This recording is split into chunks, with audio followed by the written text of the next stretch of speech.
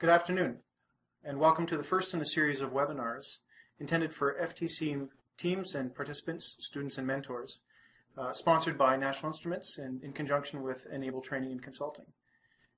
My name is Ben Zimmer from Enable Training and Consulting, and I'm here with my colleague Greg Sullivan. Say hi, Greg. Hey. And we're gonna be talking through several pieces of information in today's webinar, and this is the first in a series of 8. And we'll take you quickly through that webinar series. But I wanted to welcome you, introduce you to the software. All the participants should be able to hear and see what we're doing. There is an opportunity to ask questions. Please feel free to do so. We've got organizers sitting on the meeting who can respond to those questions, and if we don't have answers for you right away, we'll be sure to get them or even get back to you after the fact with email. If you're watching this as a recorded download off of the web, thank you for pulling us down. Please register for the next event. We're happy to do these live. We're also happy to record them and provide them as an offline resource for teams and teachers and individuals. Obviously, the benefit of being involved in the live one is you can ask questions and get answers right away. So in this series, we're going to discuss both some basic and some advanced topics, exploring using LabVIEW with the Tetrix robotics set, specifically for FTC teams. And in this series, and a great place if you want to jot anything down from this talk, it's this path, tetrixrobotics.com/FTC. And this is the landing page for all of these materials. As mentioned, there's going to be a series of 8 webinars. This is the first. And in this material, we're talking about the Getting Started Guide, Lessons 2, 3, and Extension 1. I'll explain that in a little more detail in a second. In the second webinar, we're going to be talking through an arm and gripper robot extension, programming to be able to control both servos for arm and gripper additions to a simple Tetrix bot. Then we're moving on in the third and fourth episodes of this webinar to be more FTC-specific topics, such as first the Samantha module, and then talking through both the teleop and autonomous templates. From there, in the 5th, 6th, and 7th installments, we're going to be talking through some material called the Tetrix Mastery Set. And this is some advanced programming concepts, specifically using LabVIEW with the FTC bot and the Tetrix robotics.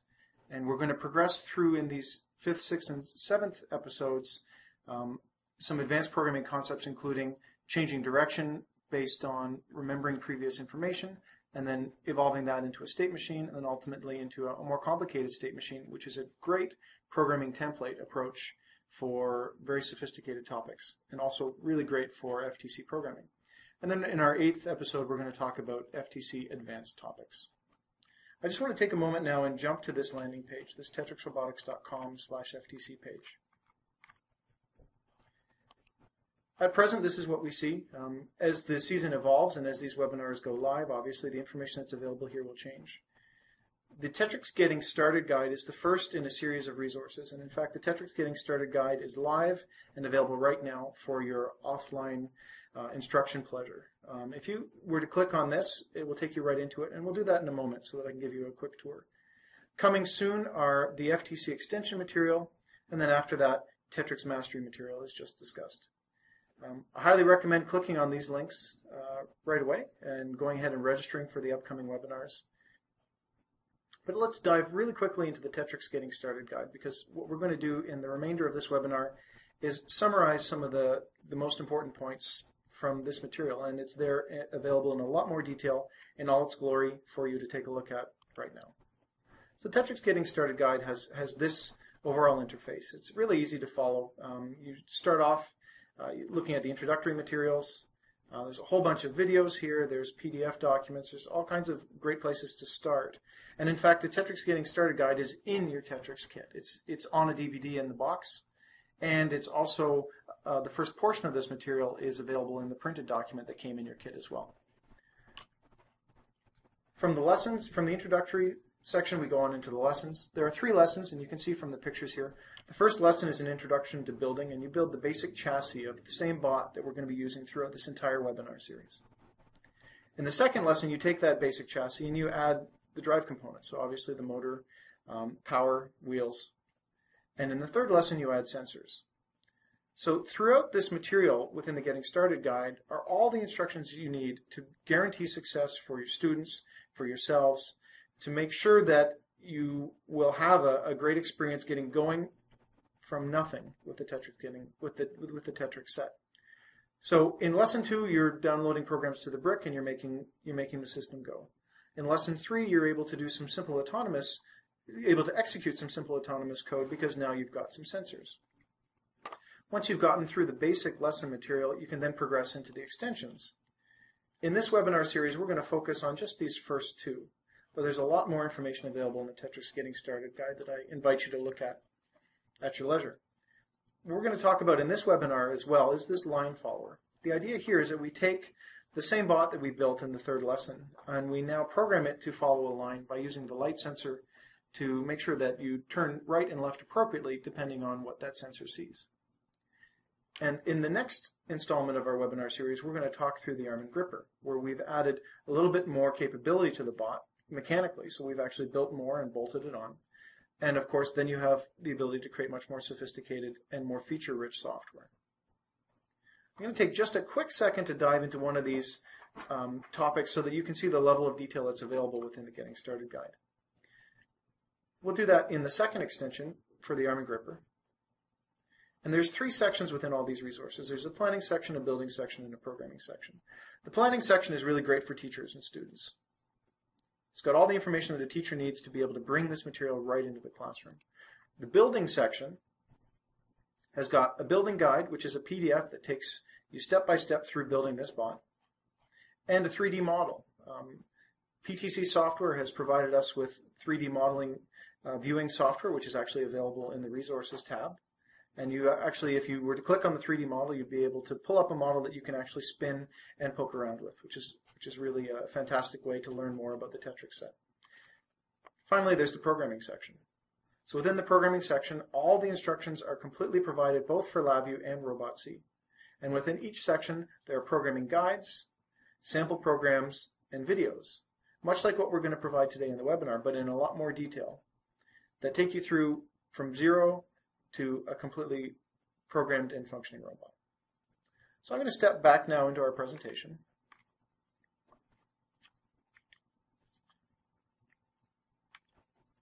And what we're going to be talking in this installment of the webinar is deploying to the brick, an introduction to the schematic editor. We're going to demonstrate how to drive your bot with the joystick even before you've written any code. And then we're going to create some autonomous code using this bot, as mentioned, for a line following application. For a little more detail in how we're going to deploy to the brick, we're going to start off by creating a robot project. The robot project is a great central location where you can define everything you need to do, everything you need to specify about your robot within LabVIEW before you actually begin programming. Then there's the project center, connecting to the brick, and then we're going to talk a little bit about the run, deploy, and debug buttons. So at this stage, we're going to step into LabVIEW.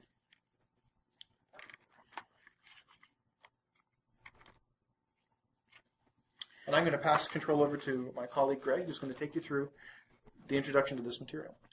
Okay, so what you see here is your LabVIEW for LEGO Mindstorms as you see it when you first boot it up. The first thing you're going to do for any project is create a program here. We'll go ahead and do that. And there's a bunch of templates that are available for you to pick from. Let's go ahead and choose the FTC Arm and Gripper bot. And these templates have several settings for you that'll already help based on your bot. Go ahead and name your project. We'll save it in our default location. You can store it wherever you want.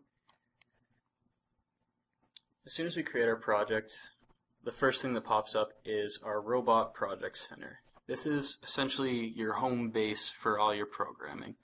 Now let's take a quick look around here, see what you can do. You can go up here, you can edit some fields, you can rename your robot, give it a description, a picture, and that'll be stored in your project for viewing later. Here you have any programs that you already have. These are by default put in here by the FTC project template. You can create VIs for programming later. You have remote control and also other files that might be useful, and you can store other notes or anything you want here for later use. So also down here there's several extra tools and apps that you can use later, and we'll talk about those later. So here you can open up your schematic editor, and we're going to be talking about that more in depth later in this webinar. And finally here we have our Choose NXT. Now we'll talk about connecting to the brick here. We're going to go ahead, find the drop down menu, and we'll hit Find NXT to find a new one. Here we can see our brick is connected by USB cable. If you don't see it right away, just go ahead and click the scan button and it should pop up. You can connect with Bluetooth, you can connect with USB, and you can also use the Samantha module, which we'll discuss in later webinars. We'll go ahead and click connect, and you can see that we've connected. You can rename your brick here. You see your battery info, your connection type, and other information that might help. If you want any other information, you can go through your LabVIEW help here. So the next thing that we're going to do is we're going to talk about running and deploying code. So we'll go ahead and we'll open up our autonomous mode VI here. This is going to open up our first LabVIEW program. This is a template in which is provided to you by the FTC project, and this, what you're seeing here, is the block diagram. This is where all functional code does. This is where you're telling your robot what to do. This here is a front panel, and this is where you can interact and get information from your running program. And we'll talk about the front panels and block diagrams more later. What I'm going to talk to you about now mostly are these 4 buttons up here. These are going to allow you to send your code to your robot. As you can see down here, we have this program targeted for FTC brick via USB. So the first option you have here is the deploy button. Now, if you click that, all it's going to do, it's going to compile your code, put it in something that the brick can understand, and it's going to store it on your brick's memory. It's not going to run your code. If you want to do that, you just go to your brick, and with your arrow buttons, you can choose your program and you run it manually. The second button that we'll talk about is the run button. This is very similar to the deploy button. All it's going to do, it's going to deploy it much like the deploy button does, but it's also going to run it right away. And if you want to stop that code from running, you're actually going to have to stop that on the brick itself. Now notice that when I press each of those buttons, this guy here is still grayed out, the abort execution. That's because these 2 buttons, they open up a connection to the brick, they store your program on it, and then your connection is severed. There's no maintained connection. And that's where the difference lies with this 4th button called debug. This is going to help you obviously debug and find errors in your code, as well as fix things that may not be working. When we click this button, it's going to compile our code, it's going to store it on the brick's memory, it's going to run it right away, and also you can see our front panel popped up here. It maintains a constant connection with our brick, and as we can see, the code is running, and we can click this abort execution button here. We can also stop the execution by pressing a button on the brick itself. Now, although all we have is a enabled button from this template program here, you can build programs with several objects in your front panel that allow you to see diagnostics, and this can help you find out what might be going wrong with code and maybe optimize. There's plenty of things you can do. Now, this abort execution button is generally a last resort. It's probably not good to press it.